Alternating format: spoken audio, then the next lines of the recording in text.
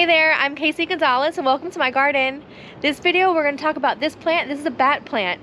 Recently it was extremely root bound in its pot, so in this video we're going to show you how we divided it to make several more to plant around the garden. Check it out.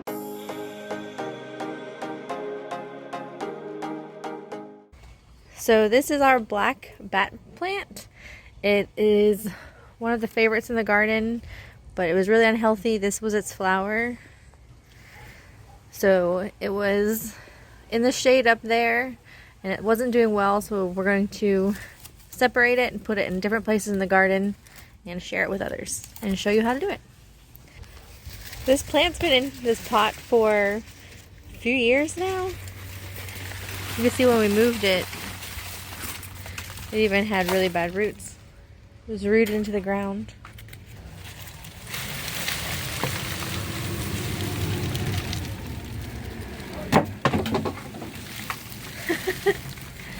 Alright, so now we're going to have a whole bunch of healthy bat plants.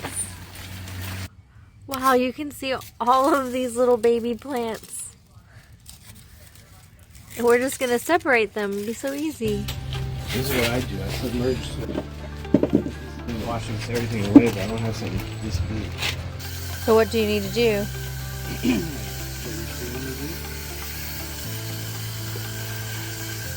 I need a skewer. The bat plant, also known as devil flower or black bat flower, is a unique and exotic flowering native to the tropical regions of Southeast Asia. Although they belong to the family Dioscoriaceae, they are not cultivated for food, but rather their ornamental value due to their unique and unusual flowers. Here is some background information on this fascinating plant. The most distinctive feature of the bat plant is its unusual flowers, which resemble a bat in flight. The flowers have these long whiskers that can grow up to 12 inches long, giving them this striking appearance. The flowers are usually dark purple to nearly black in color, although there are other varieties with white flowers. There are so many roots. This was insanely root bound. But look at how healthy they are. The little baby plant. The bat plant also has large, dark green, glossy leaves that add to its exotic appeal. So this is a way better way to separate them.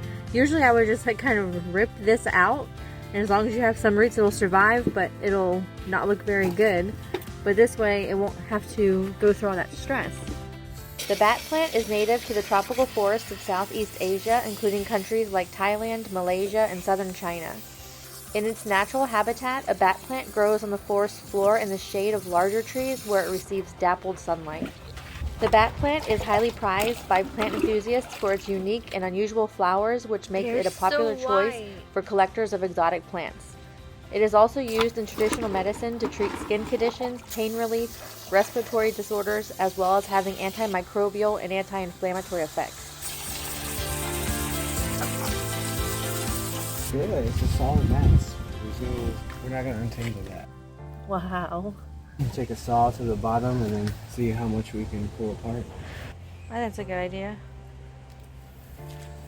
Bat plants are perennial and grow from rhizomes, which are underground stems that produce roots and shoots. They can grow up to 3 feet tall and wide under the right conditions. Bat plants can be propagated by division of the rhizomes or by seeds. You can see how easy they are to divide, like we are doing here, but they're very slow to germinate and grow from seed.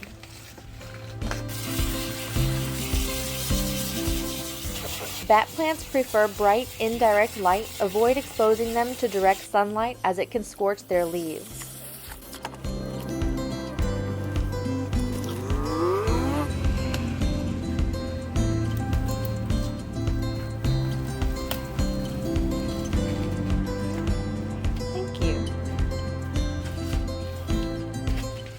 Pepper, as always, has to investigate. Oh, there's a cute little one. Keep the soil consistently moist but not waterlogged. Water when the top inch of soil feels dry to the touch.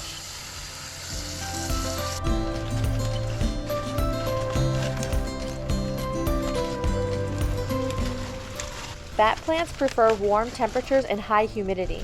Aim for temperatures between 65 to 80 degrees Fahrenheit. They can tolerate temperatures down to 50 degrees Fahrenheit, but prefer warmer conditions.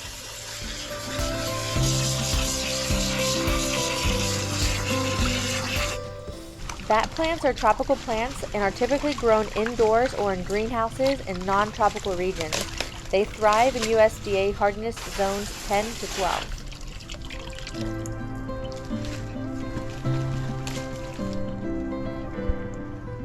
Use a well-draining potting mix rich in organic matter. A mix of peat moss, perlite, and orchid bark work well.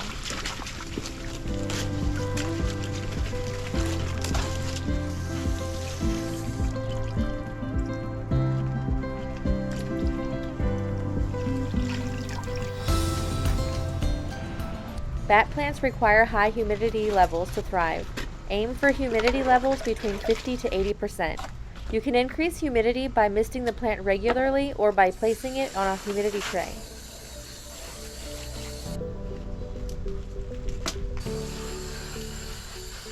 Feed your bat plant with a balanced liquid fertilizer every 2 weeks during the growing season, which is spring and summer. Reduce fertilization during the fall and winter.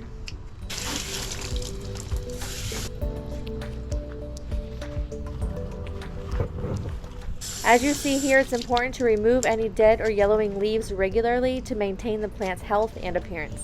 Thank you. Bat plants are generally pest resistant, but they can sometimes be affected by aphids, mealybugs, and spider mites. Keep an eye out for any signs of pests and treat them properly. Overwatering can lead to root rot, so be sure not to let the plant sit in waterlogged soil.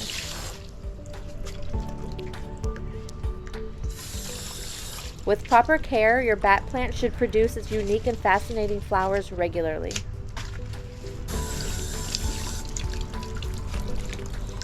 Is that all of them?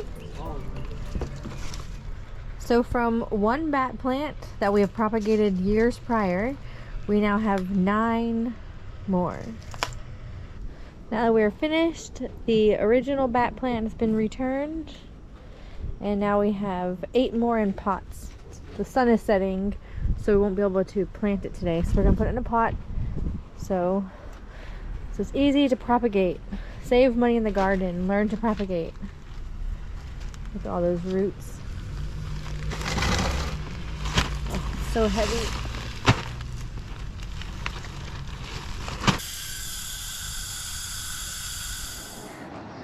So yay, this is so exciting. So now we put the bats in the ground. So there is one of the black ones, and then here's one of the white ones. And it'll look really nice because this is in the shade, especially under the jackfruit and the moringa. Oh, can't wait to see how that turns out. It's the next morning, and you can see how happy these bat plants are to have their own pots. Hope that you enjoyed the video. Hope that you learned something, how easy it is to propagate. Once you learn to propagate, your garden will flourish because it's so easy and free to fill your garden with weird plants. Hope that you enjoyed the video. See you in the next one.